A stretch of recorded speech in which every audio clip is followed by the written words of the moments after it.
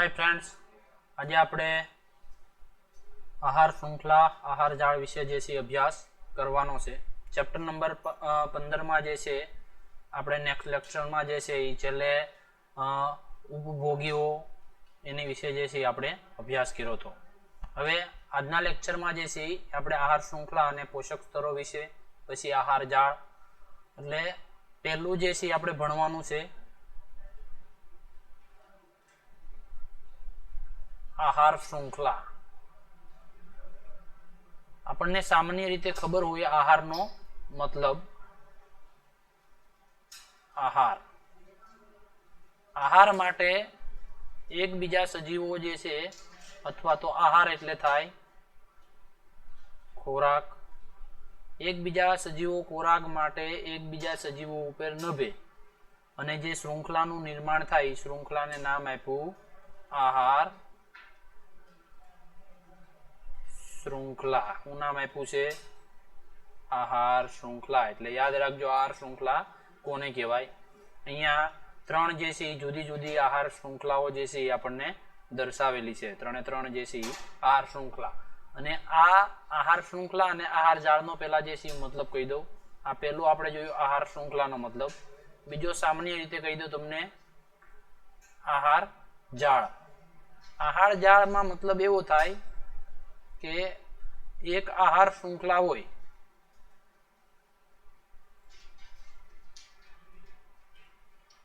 एक आहार श्रृंखला नो कोई पण एक सजीव जे छे ई डायरेक्ट अथवा तो इनडायरेक्ट रीते जे छे बीजी आहार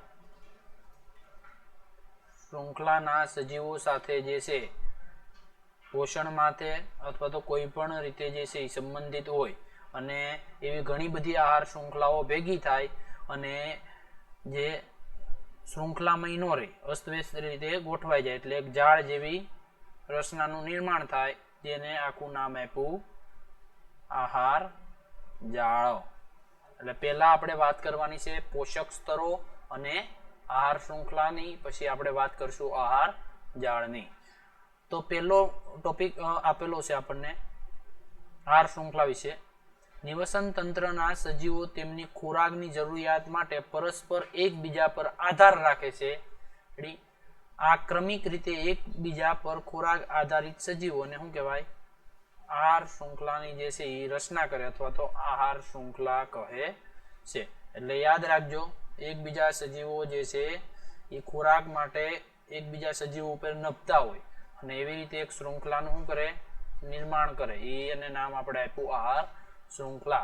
एटले कोई पण निवसन तंत्र ए निवसन तंत्र में सजीवो जे छे खोराकनी जरूरियातनी माटे एकबीजा सजीवो उपर नभता होय अथवा तो परस्पर आधार राखता होय अने ई एकबीजा सजीवो क्रमिक रीते जे छे ई गोठवाय अने एनी श्रृंखलामां रचना थाय अने शुं नाम आप्युं आहार श्रृंखला। एटले अहींया जो आपणने आपेलुं छे वनस्पति आपेली छे, त्यार पछी अरण आपेलुं छे अने वाघ जे छे आपने आपेलो छे। એટલે તો કે વનસ્પતિ એટલે શું થાય તો કે ઉત્પાદકોને ઉપભોગી। આ ક્યાં ઉપભોગી છે તો કે પ્રથમ ક્રમના ઉપભોગી, ત્યાર પછી તો કે આ ક્યાં થાય દ્વિતીય ક્રમના ઉપભોગી। એટલે જુદી જુદી આહાર શૃંખલામાં એના જે ટેસ્ટ જે છે એ બદલશે અને આવા પગથિયાને आ एक पगथियु आ बीजू पगथियु आ तीजू पगथियु आवा पगथियाने शुं नाम आप्युं पोषक स्तर। के जेम तमे ऊपर तरफ जाता जाओ एम पोषक स्तर में जे छे ई ऊर्जानी मात्रा शुं थती जाय घटती जाय। एटले 1% जे छे ई ऊर्जा आगे मतलब में 100% होय तो एमांथी आगळना भागमां जे छे मात्र 10% जे छे ई वहन पामशे। એટલે આપણે આગળ ભણવાનું છે પણ પહેલા આપણે વાત કરી લઈએ આહાર શૃંખલાની કે નિવસન તંત્રના સજીવો તેમની ખોરાકની જરૂરિયાત માટે પરસ્પર એકબીજા પર શું રાખે છે આધાર રાખે ને એ આધાર રાખવા માટે આવી એક શૃંખલાનું શું થાય નિર્માણ થાય ને એ શૃંખલાને નામ આપ્યું આહાર શૃંખલા। આહાર શૃંખલાના વિવિધ જૈવિક સ્તરોનો મતલબ યાદ રાખજો। જૈવિક શબ્દ અહીંયા આપણે સજીવો માટે જે છે વાપરો, પહેલી આપેલી છે નાની વનસ્પતિ, પછી કીટકો, કીટકો પછી આપેલો છે ડેટકો, ડેટકા પછી આપેલો છે સાપ, અને સાપ પછી આપણને આપેલું છે બાજ અથવા તો ચમડી. હવે જુઓ, આ થાય ઉત્પાદકો, એટલે જૈવિક જ છે. આ રીતે આય જૈવિક, આય જૈવિક, આય જૈવિક, આય જૈવિક. આ શું થયા? પગથિયા. પહેલું, બીજું, ત્રીજું, ચોથું, પાંચમું, આવા પગથિયા. હવે આ એક પગથિયાને નામ આપ્યું પોષક સ્તર. આ એક પોષક સ્તર, બીજું પોષક સ્તર, ત્રીજું પોષક સ્તર, ચોથું પોષક સ્તર અને પાંચમું પોષક સ્તર. શું કામ પોષક સ્તર આપણે એને નામ આપ્યું? તો પોષક સ્તર એટલા માટે નામ આપ્યું કારણ કે આ પહેલું પોષક સ્તર, જો આ કીટકો છે એની માટેનું પોષક સ્તર કયું છે? તો કે વનસ્પતિ. ડેટકો છે તો એની માટેનું પોષક સ્તર કયું છે? તો કે કીટકો. તો પછી આ સાપ છે તો સાપ માટેનું ડેટકો, અને ચમડી છે તો ચમડી માટેનું કોણ છે? સાપ. એટલે આ બધા શું છે? પોષક સ્તરો. કે આહાર શૃંખલામાં પ્રત્યેક જે સરણો છે અથવા તો પગથિયા જે જોવા મળે છે સ્ટેપ બાય સ્ટેપ, એને આપણે નામ આપ્યું પોષક સ્તરો. એટલે યાદ રાખવાનું છે. પહેલા તો આહાર શૃંખલા. આહાર શૃંખલા જે છે એમાં પોષક સ્તરો વિશે જે છે એ વાત કરી. એટલે નિવસન તંત્રના સજીવો તેમની ખોરાકની જરૂરિયાત માટે પરસ્પર એકબીજા પર આધાર રાખે. હવે આવી રીતે ક્રમિક શૃંખલાનું નિર્માણ થાય. એ જે ક્રમિક શૃંખલાનું નિર્માણ થાય એને શું કહેવાય? આહાર શૃંખલા. અને આવી આહાર શૃંખલા, જે આખી આહાર શૃંખલા જે દર્શાવેલી છે, આવી આહાર શૃંખલામાં પ્રત્યેક જૈવિક સરણ અથવા તો પગથિયા સ્ટેપ ને શું નામ આપ્યું? પોષક સ્તર નામ આપ્યું છે. કે એક સજીવ જે છે એના આગલા પોષક સ્તરમાંથી જે છે એ પોષણ મેળવી શકે છે. એટલે આ જે છે એ શું છે? આહાર શૃંખલા. આહાર શૃંખલા જે છે બે પ્રકારની હોય. ચરીય આહાર શૃંખલા, જે ઉત્પાદકોથી શરૂ થાય અને વિઘટકોએ પૂરી થાય. બીજી જે છે મૃત આહાર શૃંખલા, જે વિઘટકોથી શરૂ થાય ને આગળ જે છે એ શું થાય? વિસ્તૃત બને. એટલે બે પ્રકારની આહાર શૃંખલા છે, એક ચરીય આહાર શૃંખલા અને મૃત આહાર શૃંખલા. ત્યાર પછી આહાર શૃંખલામાં સામાન્ય રીતે 3 અથવા 4 સરણની હોય છે. યાદ રાખજો, આહાર શૃંખલા 3 અથવા 4 સરણની હોય છે. આહાર શૃંખલામાં દરેક સરણનો તબક્કો જે કડી અથવા તો પોષક સ્તરની રચના કરે છે. અહીંયા આપણને જો આપેલું છે, પહેલું આપેલું છે ઉત્પાદકો, પછી આપેલું છે પ્રાથમિક ઉપભોગીઓ, ત્યાર પછી આપણને આપેલું છે દ્વિતીય ક્રમના ઉપભોગી, ત્યાર પછી આપણને આપેલું છે તૃતીય ક્રમના ઉપભોગી. તો આ પ્રથમ પોષક સ્તર થશે, જેમાંથી પ્રથમ પોષણ મેળવવાનું છે. આ જે છે એ કયું થાય? દ્વિતીય પોષક સ્તર. આ કયું સ્તર થાય? તૃતીય પોષક સ્તર. આ કયું થાય? તો કે ચતુર્થ પોષક સ્તર. જો પ્રાથમિક ઉપભોગીઓ છે, તમને એમ પ્રશ્ન પૂછાય કે પ્રાથમિક ઉપભોગીઓ કયા ક્રમનું પોષક સ્તર ધરાવે છે? તો કયા ક્રમનું ધરાવે? દ્વિતીય ક્રમનું. પછી ઉત્પાદકો તો પ્રથમ ક્રમનું. પછી દ્વિતીય ઉપભોગી કેટલામાં? તો ત્રીજા ક્રમનું પોષક સ્તર. અને ચતુર્થ ઉપભોગી જે છે, તૃતીય ઉપભોગીઓ ચતુર્થ ક્રમનું પોષક સ્તર જે છે એ ધરાવે છે. એટલે આમાં હાવ સિમ્પલ જ આપણને આપેલું છે કે આહાર શૃંખલા છે એ આહાર શૃંખલા, જો દાખલા તરીકે આ આખી આહાર શૃંખલા જ છે એક પ્રકારની. હવે પ્રથમ પોષક સ્તર એટલે તો કે પ્રથમ પોષક સ્તરમાંથી કોણ પોષણ મેળવશે? તો કોણ મેળવે? પ્રાથમિક ઉપભોગી. એટલે આવડા જે છે સસલાની બધા શું કરશે? પ્રથમ પોષક સ્તરમાંથી મેળવશે. હવે દ્વિતીય પોષક સ્તરમાંથી કોણ? એટલે આમાં પોષણના આધારે તો કે પ્રથમમાંથી જે છે એ અહીંયા લખું છું પોષણો. પ્રથમમાંથી કોણ પોષણ મેળવે? પ્રાથમિક ઉપભોગી. પછી દ્વિતીયકમાંથી કોણ મેળવશે? દ્વિતીયક ઉપભોગીઓ. તૃતીય પોષક સ્તરમાંથી કોણ મેળવશે? તૃતીય ઉપભોગીઓ. પણ યાદ રાખજો કે પ્રાથમિક પોષક સ્તર એટલે ઉત્પાદકો થાય, દ્વિતીય પોષક સ્તર એટલે પ્રાથમિક ઉપભોગીઓ થાય, તૃતીય પોષક સ્તર એટલે દ્વિતીયક ઉપભોગીઓ થાય, અને ચતુર્થ પોષક સ્તર એટલે તૃતીયક ઉપભોગીઓ થશે. એટલે કોઈ એક આહાર શૃંખલાનું આપણે અહીંયા જે છે અહીંયા ઉદાહરણ આપણે જોઈએ. જો પેલા થાય ઉત્પાદકો. ઉત્પાદકોમાંથી કોણ પોષણ મેળવે? પેલું પોષક સ્તર, પ્રથમ પોષક સ્તર. હવે ઉત્પાદકો, ઉત્પાદકોમાંથી તો કે પછી આવશે પ્રાથમિક ક્રમના ઉપભોગી એટલે EQ પોષક સ્તર થાય. બીજું પોષક સ્તર એટલે પ્રથમ ક્રમમાં કોણે મેળવવું પોષણ? તો કે પ્રાથમિક ઉપભોગી. હવે એને કોણ ખાશે? એટલે આ જે Q પોષક સ્તર થયું દ્વિતીય પોષક સ્તર. હવે થાય દ્વિતીય ક્રમના ઉપભોગી એટલે ઈ થાય તૃતીય શું થાય? પોષક સ્તર. કેટલામું થાય? તૃતીય પોષક સ્તર. ત્યાર પછી તૃતીય ક્રમના ઉપભોગી એટલે કેટલામું પોષક સ્તર થાય? ચોથું જે છે એટલે ચતુર્થ પોષક સ્તર. આ ખાલી જે છે એ સમજાવવા માટે જ તે કર્યું છે. આ જે છે એક આખી શું છે?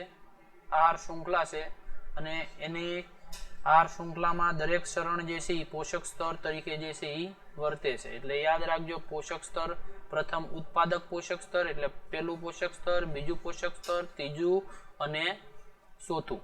ચારે ચાર પોષક સ્તરો કોને કહેવાય? એટલે અહીંયા જે છે એ ચાર્ટમાં દર્શાવેલું છે સાવ સિમ્પલ ભાષામાં કે ઉત્પાદકો જે છે એને કોણ ખાય? ઉપભોગી પ્રાથમિક ક્રમના. એટલે પ્રાથમિક ક્રમના ઉપભોગીનું પોષક સ્તર કોણ થાય? તો કે એનું પોષક સ્તર થાય કોણ? ઉત્પાદકો. કોણ થાય? ઉત્પાદકો. કોનું? તો કે દ્વિતીય ક્રમના ઉપભોગી જે છે એનું પ્રાથમિક ક્રમના જે ઉપભોગી જે છે એનું પોષક સ્તર કોણ થાય? ઉત્પાદકો.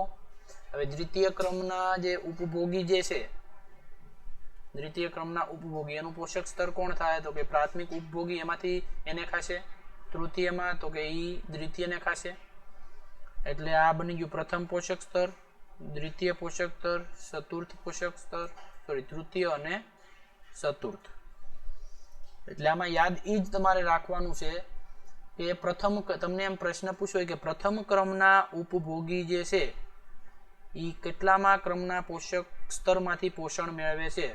તો એનું તો પ્રથમ જ આવશે, દ્વિતીયનું દ્વિતીય. પણ તમને એમ પ્રશ્ન ફેરવી નહીં પૂછી શકે કે દ્વિતીય ક્રમના જે ઉપભોગી છે એ કયા ઉપભોગીને પોષક સ્તર તરીકે જે છે એ કયા ક્રમના ઉપભોગીને પોષક સ્તર? તો કયા ક્રમના?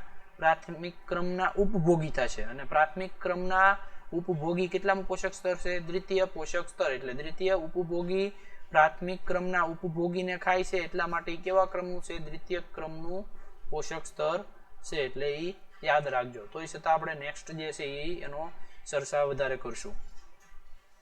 હવે ઉત્પાદકો સ્વયંપોષી એટલે કે કેવું થાય? જો અહીંયા આપેલું છે પ્રથમ પોષક સ્તર.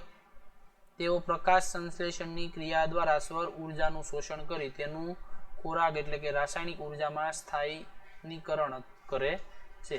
અને એટલે પેલું પોષક સ્તર, બીજું, ત્રીજું અને ચોથું. તો પ્રથમ ક્રમના ઉપભોગી એટલે યાદ રાખજો કયા પોષક સ્તરમાંથી કોણ જે છે પોષણ મેળવે. ઉપભોગીઓ વિષમપોષી ખોરાક સ્વરૂપે અન્ય સજીવોમાંથી ઉર્જા મેળવે છે. તૃણાહારી અથવા પ્રાથમિક ઉપભોગી દ્વિતીય ક્રમના પોષક સ્તરમાંથી. જો અહીંયા પેલું આપ્યું છે ઉપભોગીઓ જે છે પ્રથમ ક્રમના જે છે એમાંથી, તો કે બધા ઉપભોગી જે છે એ સજીવોમાંથી જે છે એ ઉર્જા મેળવે. વિષમપોષી જેટલા છે એ પોતાની જાતે ખોરાક બનાવી શકતા નથી. ત્યાર પછી તો કે તૃણાહારીઓ એટલે ઘાસ ખાનારા જે છે એ પ્રાથમિક ઉપભોગીઓ છે જે દ્વિતીયક પોષક સ્તરમાંથી શું કરે છે? પોષણ મેળવે છે. તૃણાહારીઓ પ્રાથમિક ઉપભોગી અને પોષક સ્તર કેટલામું થાય? દ્વિતીયક પોષક સ્તર. પણ કયા પોષક સ્તરમાંથી મેળવશે? તો પ્રાથમિક પોષક સ્તરમાંથી જે છે એ મેળવશે. એટલે અહીંયા ખાલી યાદ રાખવાનું છે, તૃણાહારીઓ છે કેટલામું પોષક સ્તર થાય? દ્વિતીય. પણ પોષણ હેમાલી મેળવશે? પ્રાથમિકમાંથી. એવી જ રીતે નાના માંસાહારીઓ અથવા દ્વિતીય ક્રમના ઉપભોગીઓ કેટલામું પોષક સ્તર થાય? તૃતીય પોષક સ્તર. પછી મોટા માંસાહારીઓ કેટલામું ઉપભોગી? તો કે તૃતીય ક્રમના ઉપભોગી અને ચોથું પોષક સ્તર. એટલે આ ખાસ આ મુદ્દા જે છે એ નોટ કરી લેવા. 4 મુદ્દા. પહેલો મુદ્દો, બીજો મુદ્દો, ત્રીજો મુદ્દો અને ચોથો મુદ્દો. 4 મુદ્દા જે છે એ નોટ કરી લેવા. એટલે યાદ રાખજો, આહાર શૃંખલા કોને કહેવાય અને આહાર જાળ કોને કહેવાય. અને આહાર શૃંખલાના 2 પ્રકાર જે આપેલા નથી, ચર્ય આહાર શૃંખલા અને મૃત આહાર શૃંખલા. આ બધી જે છે એ આહાર શૃંખલા વધારેમાં વધારે 3 થી કેટલા ચરણની હોવી જોઈએ? 4 ચરણની જે છે એ હોવી જોઈએ. અહીંયા 3 પહેલી, બીજી અને ત્રીજી, 3 આહાર શૃંખલા છે. આ થાય ઉત્પાદકો. આ થાય પ્રથમ ક્રમના ઉપભોગી, દ્વિતીય ક્રમના ઉપભોગી અને તૃતીય ક્રમના ઉપભોગી.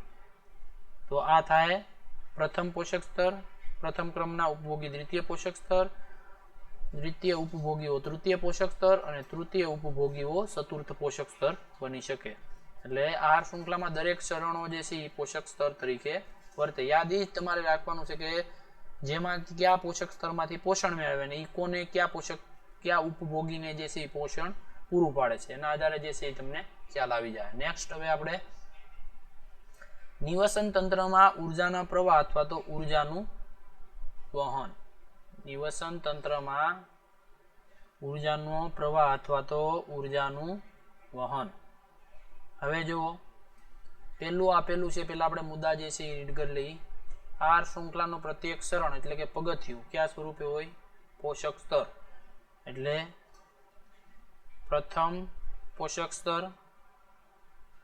દ્વિતીય પોષક સ્તર, તૃતીય પોષક સ્તર અને આ થાય ચતુર્થ પોષક સ્તર. પ્રથમ, દ્વિતીય, તૃતીય અને ચતુર્થ શું છે? પોષક સ્તર. આ છે ઉત્પાદકો એટલે તૃણાહારી થાય પ્રથમ ક્રમના ઉપભોગી, આ થાય દ્વિતીય ક્રમના ઉપભોગી અને આ થાય તૃતીય ક્રમના ઉપભોગી. એટલે જો અહીંયા પ્રથમ ક્રમના ઉપભોગી છે કેટલામાં પોષક સ્તર છે? દ્વિતીય પોષક સ્તર. પણ પોષણ એમાંથી મેળવશે? ઉત્પાદકોમાંથી. અહીંયા દ્વિતીય ક્રમના ઉપભોગી કેટલામાં પોષક સ્તર છે? તૃતીય પોષક સ્તર. એમાંથી મેળવશે? તો કે દ્વિતીય પોષક સ્તરમાંથી. ચતુર્થ પોષક સ્તર. એવી જ રીતે જે છે એ આગળ જે છે એ તૃતીય ક્રમના ઉપભોગી. આ દ્વિતીય પોષક સ્તર છે એ કોની માટે છે? માંસાહારીઓ માટે. તૃતીય છે એ ઉચ્ચ કક્ષાના માંસાહારીઓ માટે છે. એટલે એવી જ રીતે જે છે એ આગળ અભ્યાસ. નિવસન તંત્રમાં ઉર્જાનું વહન ઉત્પાદકોથી શરૂ થાય છે. એટલે ઉર્જાનું વહન જો પેલા તો કે સૂર્ય જે છે, સૂર્યમાંથી ઉત્પાદકો. તો કે આ કઈ ઉર્જા છે? સૌર ઉર્જા. કઈ ઉર્જા છે? સૌર ઉર્જા. સૌર ઉર્જાનું રાસાયણિક ઉર્જામાં રૂપાંતરણ કોણ કરશે? વનસ્પતિ. કઈ પ્રક્રિયા દ્વારા? પ્રકાશ સંશ્લેષણ. પ્રકાશ સંશ્લેષણ દ્વારા પછી વનસ્પતિ જે છે એ ખોરાકને શું કરશે? પ્રકાશ સંશ્લેષણ દ્વારા જેટલો પણ કાર્બનિક ઘટકો બન્યા, ખોરાક બન્યો છે, એ ખોરાકને વાપરશે.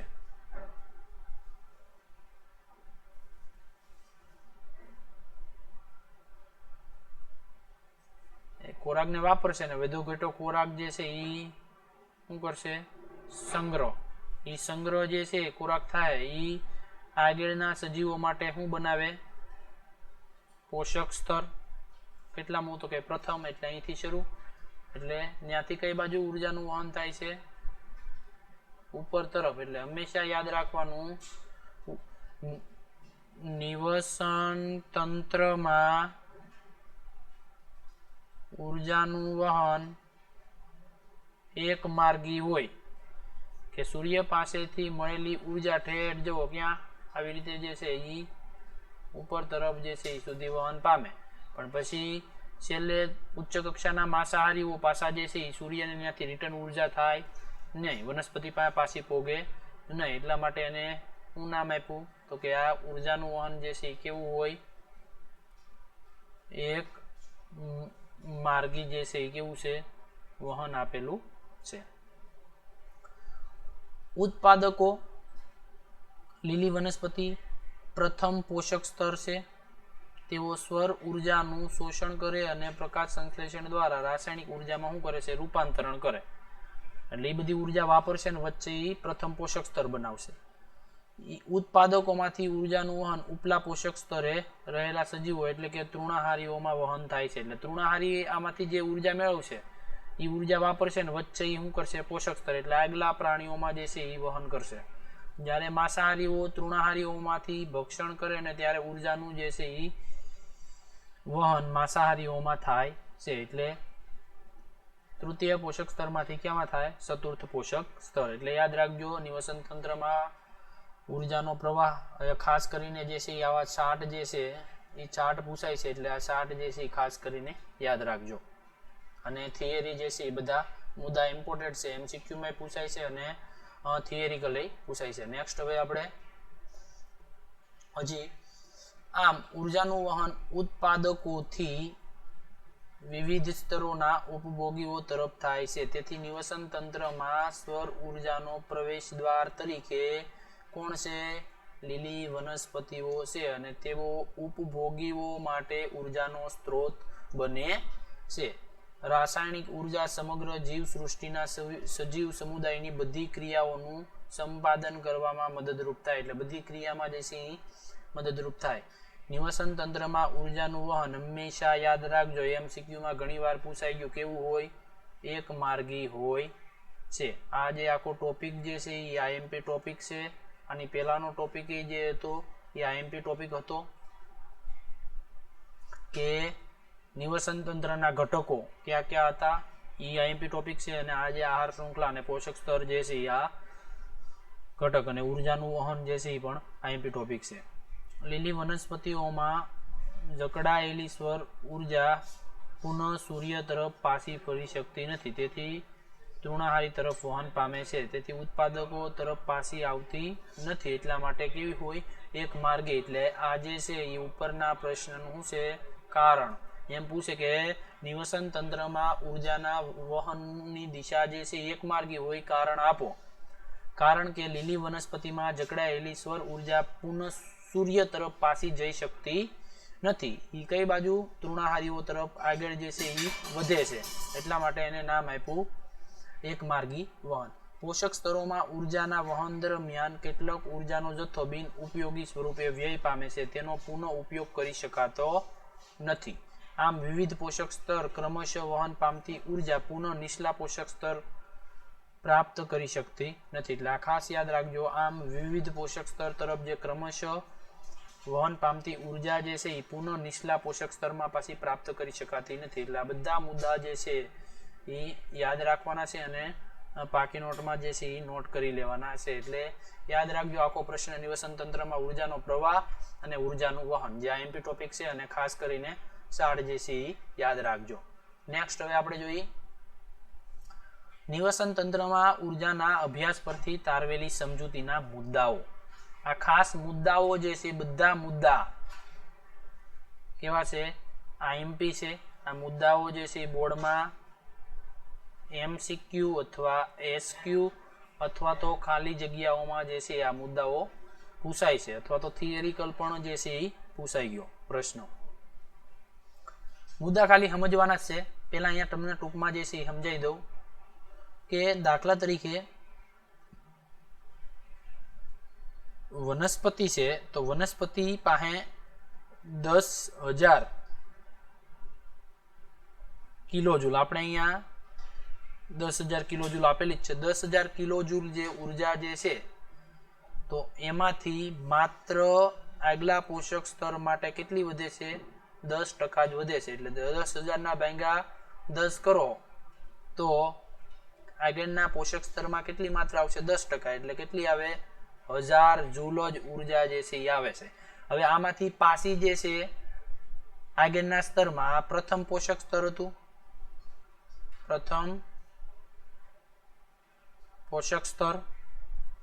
એવી જ રીતે આપ્યું હતું દ્વિતીય પોષક સ્તર. એવી જ રીતે આના પાછા 10% જે છે એ આગળના પોષક સ્તરમાં, એટલે ભાંગા 10 એટલે કેટલી આવશે 100 જૂલ. કેટલી આવે 100 જૂલ. ક્યાં તૃતીય પોષક સ્તર. એવી જ રીતે પાછી આગળના પોષક સ્તર એટલે ચતુર્થ પોષક સ્તરમાંથી 100 માંથી માત્ર 10% જે છે એ જાય, એટલે કેટલી થાય તો કે ભાંગા 100 ભાંગા 10 એટલે કેટલી વચ્ચે 10 જૂલ. આ કયું છે ચતુર્થ પોષક સ્તર. એટલે સૌથી વધારે પ્રથમ પોષક સ્તરમાં ઉર્જા હોય, પછી દ્વિતીય, પછી તૃતીય અને પછી હોય ચતુર્થ. એટલે જુઓ સૌર ઉર્જામાંથી 1% જે છે ઉર્જાનું શોષણ પર્ણો દ્વારા થાય. એટલે સૌર અહીંયા કેટલા આપ્યા છે 10 લાખ આપ્યા છે, તો એને ભાંગા એક આપણે 1% કાઢવો છે તો કેટલું થાય એનો 1% ભાગ 10,000 થાય એક ભાગનું. એટલે કે 10 લાખ જેટલી જે સૌર ઉર્જા જૂલમાં આપેલી છે, 10 લાખ જૂલ જે સૌર ઉર્જા જે છે એનું માત્ર એમાંથી 10,000 જૂલ જ જે છે એ વનસ્પતિ શું કરી શકે છે શોષણ કરી શકે છે. હવે 10,000 જૂલમાંથી વનસ્પતિને જરૂર છે એટલી વાપરશે અને આગળ 10% જે છે શું કરશે વહન કરશે. ભાંગા 10 કરો એટલે એટલી આવશે, અને ભાંગા 10 એટલે એટલી, અને ભાંગા 10. એટલે મતલબમાં જે 60 જે છે એ ખાસ સમજવાનો છે. ઉર્જાનું વહન એક પોષક સ્તરથી બીજા પોષક સ્તર તરફ થાય છે ત્યારે ઉષ્મા સ્વરૂપે મોટા પ્રમાણમાં ઉર્જા પર્યાવરણમાં ગુમાવાય છે અથવા તો વય પામે છે. ઉત્પાદકોની સરખામણીમાં ઉપભોગીઓ વધારે ઉર્જાનો વ્યય કરે છે. યાદ રાખજો ખાસ, ઉત્પાદકોની સરખામણીઓમાં ઉપભોગીઓ વધારે ઉર્જાનો વ્યય કરે છે, કારણ કે ઉત્પાદકો જે છે એ પ્રચલન કે હલનચલન જે છે એ હલનચલન દર્શાવે છે પણ પ્રચલન દર્શાવતા નથી, અને એમાં મોટા ભાગની પ્રાણીઓની સરખામણીમાં જૈવિક ક્રિયા પણ જે છે એ તંત્ર પણ ઓછા છે, એટલે જૈવિક ક્રિયાઓ ઓછી થતી હોય એટલે ઉર્જાની જરૂર ઓછી પડે. એની સરખામણીમાં પ્રાણીઓમાં જે છે એ વધારે પડે. ત્યાર પછી નિવસન તંત્રને સતત ઉર્જાનો પુરવઠો પ્રાપ્ત થવો જરૂરી છે. યાદ રાખવાનું છે. દરેક પોષક સ્તરે વૃદ્ધિ, પ્રજનન અને અન્ય જૈવિક ક્રિયાઓ માટે સજીવોને ઉર્જાના ઉપયોગ કરે છે. લગભગ પ્રાપ્ત ઉર્જાના 10% ઉર્જા આહાર શૃંખલાના એક પોષક સ્તરથી બીજા પોષક સ્તર તરફ પ્રાપ્ત થાય છે. એટલે જો એમ દર્શાવ્યું છે વનસ્પતિમાંથી 10% કોમાં આવી તો કે કીટકોમાં, કીટકો વાપરશે એમાંથી 10% પાછી કોણ લે? હા, એમાંથી પાછી ભાંગા 10%, એમાંથી પાછી 10%, એટલે અંતે જે છે એ ઉર્જા જે છે એ ઓછી વધે. આ શૃંખલાના સામાન્ય 3 અથવા 4 ચરણોની હોય છે. ચોથા પોષક સ્તર પછી ઉપયોગી ઉર્જાની માત્રા ખૂબ જ ઓછી હોય છે. એટલે માત્રા જે ઉપયોગી ઉર્જાની કેવી હોય ખૂબ, જો અહીં 10 જૂલ છે, નીચે કેટલી હતી 10,000 જૂલ. ઉત્પાદકોના સ્તરોમાં સજીવોની સંખ્યા સૌથી વધારે હોય છે અને ઉચ્ચ માંસાહારીના સ્તરે સજીવોની સંખ્યા સૌથી કેવી હોય છે? ખૂબ ઓછી હોય છે. એટલે વનસ્પતિ વધુ હોય એનથી આ વધુ, એનથી સોરી ઓછા થોડાક, એનથી ઓછા. હા, એટલે અંતે જે છે એ ખૂબ ઉચ્ચ કક્ષાના માંસાહારીઓ આપણે જોઈએ તો એની સંખ્યા કેવી હોય? ઓછી હોય. એટલે હવે આવતા લેક્ચરમાં જે છે આપણે બીજો અભ્યાસ કરશું, આગળના ટોપિક વિશે ચર્ચા કરશું. ન સમજાય તો 2-3 વાર જે છે એ લેક્ચર રીડ કરી લેજો. આભાર. અસ્તુ. જય હિન્દ.